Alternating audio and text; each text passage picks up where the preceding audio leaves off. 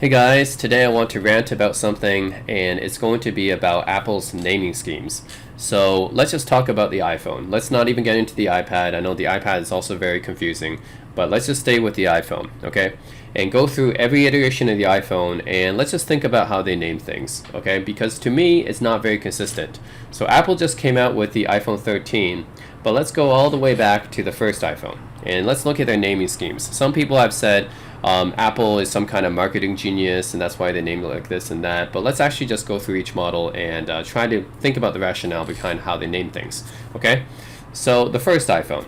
The first iPhone obviously is the very first one released, so it doesn't need to have any kind of suffix added.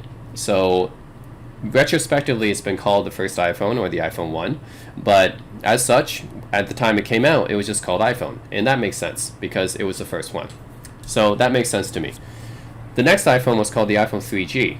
Now this is actually the second iPhone, but there's no iPhone 2 because the biggest feature of the second iPhone was 3G connectivity, therefore it's called the iPhone 3G.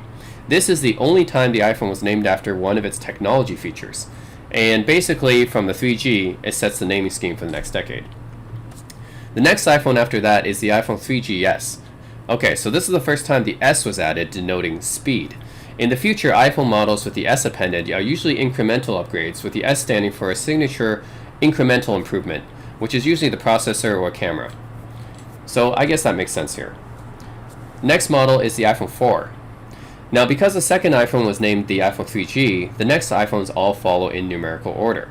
Not only that, but this was really the fourth generation iPhone, so the naming here makes sense. So whenever Apple actually goes to the next number, usually that means a design change. So the form factor was also changed here from the curved sides to rectangular sides, which in my opinion was my favorite design. Design changes are usually denoted with a new iPhone number, so that makes sense here. The next iPhone model was the iPhone 4S, which was a speed and a camera upgrade and also adds Siri support. So it makes sense for this model to be denoted with the S. Also, some people says it paid homage to the then recently deceased Steve Jobs. So that makes sense. The next iPhone is the iPhone 5, which is a change from a 3.5-inch display to a 4-inch display, along with the change to a lightning connector. And it's also the first to support LTE. So those are all the major differentiating factors. So it having a new iPhone number makes sense here. So another iPhone model introduced is the iPhone 5C. So this is the only time the iPhone has used a C appended to it.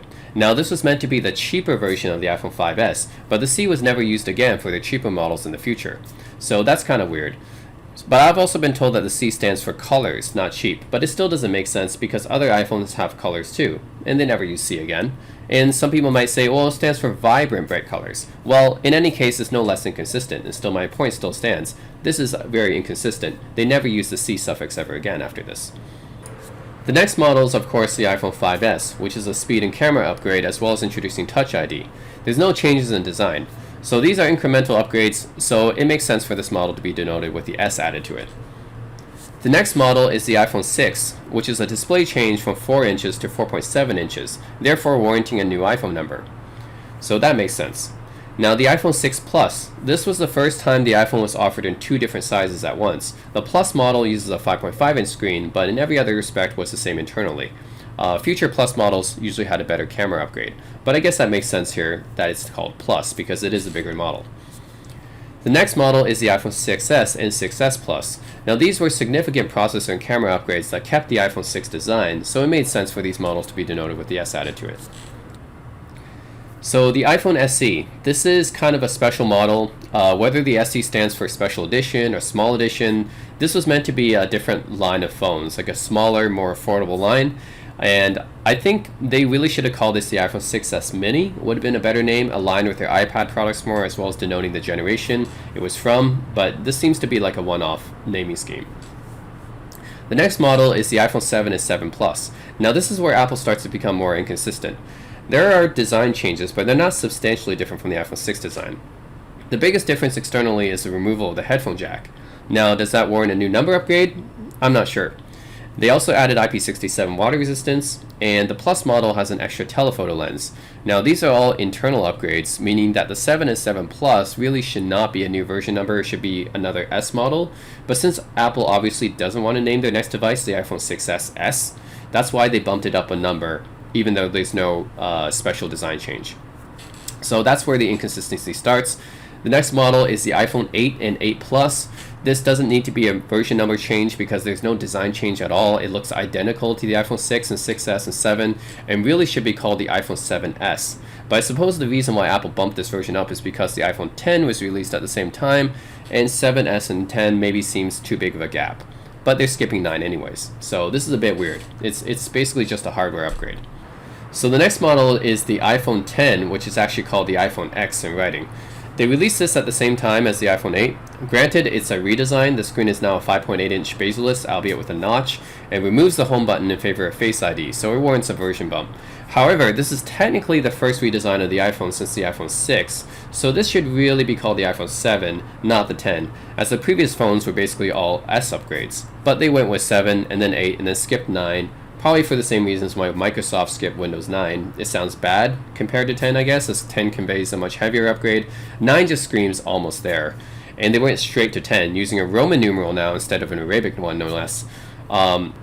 So someone said that, oh, Apple changed their entire naming scheme and they're just simplifying, unifying their naming with their computers now. Well, that's totally not true, because after this generation and the next one, Apple actually goes back to the Arabic numerals. So it's basically just inconsistency.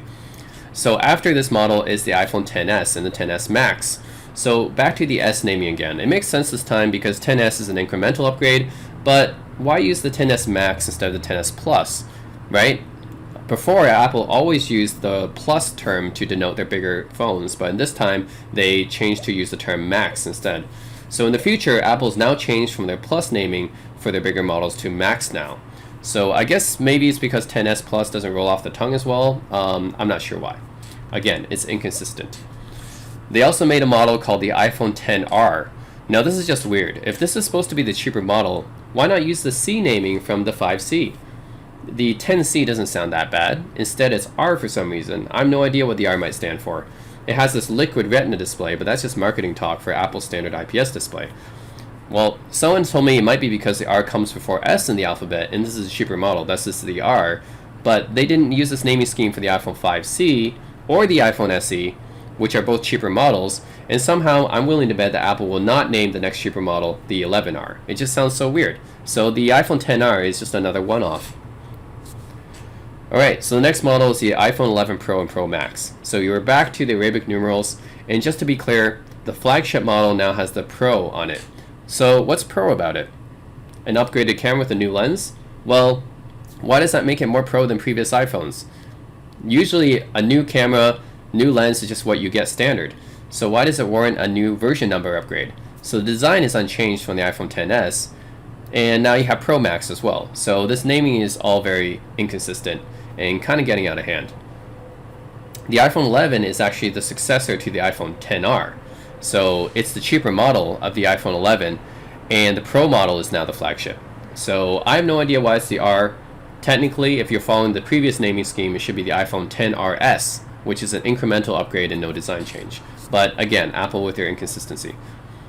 Alright, and Apple actually released the second generation of their iPhone SE. So they really should have called this phone the iPhone SE 2, because you're naming it the same as a previous gen device, but now you have to specify the generation it's from, since it's basically what Apple does with its iPad line. Apple actually doesn't go with the naming with its iPad line anymore. It doesn't go with the iPad 2, 3, 4, 5 anymore. It just goes with iPad, and basically you have to denote which generation it's from. So it's super confusing. Alright, the next model is the iPhone 12 Pro and Pro Max. This is the successor to the iPhone 11 Pro, and it's a design change because it went back to the rectangular sides instead of the rounded sides, so it kind of makes sense, but only because there was precedence with the 11 Pro. So as I noted, the Pro moniker to me still doesn't make sense. Like, why attach the Pro to it? And the iPhone 12 is the successor to the iPhone 11. Design's different. That one makes sense. And then we have the iPhone 12 Mini. So this is another new naming convention. It's the first time Apple added Mini to the name of an iPhone. I guess it makes sense because it's smaller, but it really should have been used before for the original iPhone SE, which, like I said, was basically an iPhone 6S Mini, right?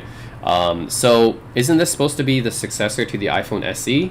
But we already have an iPhone SE second generation, but this is smaller than the second generation SE, but bigger than the original SE. So I'm not sure what. I guess Apple kind of pigeonholed themselves here. and they have the iPhone SE 2nd gen, which is actually bigger than the iPhone 12 mini, but this is actually the more affordable model of the iPhone 12 line, but it's around the same size as the original SE. Okay, I'm getting confused. This is just more inconsistency by Apple. Sure, the mini thing makes sense because it's a smaller phone, but they really should have used it before.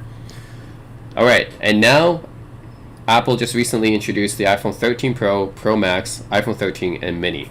No design changes on the exterior, so this really should have been called the iPhone 12s because they're all incremental upgrades. Just a better camera, that's it. I mean, I guess they changed the positioning of the cameras and the lenses are a little bit different, but to me that doesn't really warrant a different number. It really should have been the iPhone 12s, so I don't know why it's the iPhone 13. And it's also weird that Apple skipped the iPhone 9 because they don't like 9 as a number, but they put 13 as a number because 13 is a number that actually a lot of people don't like for superstitious reasons. So that's also weird to me. So there you have it. Apple's really inconsistent with its naming. So in particular, I have issues with the iPhone 3G, which is named after a technology in the phone, which was never done again. I have issues with the iPhone 5C, which is the only time they use the C. And the iPhone 7 and 8, they're not redesigns, but they get a version bump. The iPhone 10 uses Roman numerals. The iPhone 10 Max basically introduces the Max instead of the Plus for the bigger phones. The iPhone 10R is a one-off. We never get the R again on any other iPhone model. The iPhone 11 Pro, like that's the first time they added Pro to the name, even though there's nothing, what makes it so Pro compared to previous iPhones.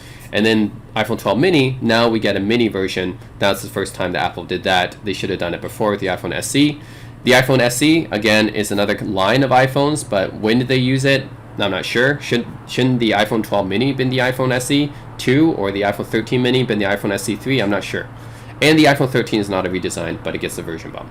So I think that Apple's naming is very inconsistent. So that's just something I want to rant and talk about. Do you agree with me or not? Just let me know in the comments below. Why do you think Apple has this kind of naming scheme for their iPhones? Let me know in the comment section below what you think. And as always, thanks for watching.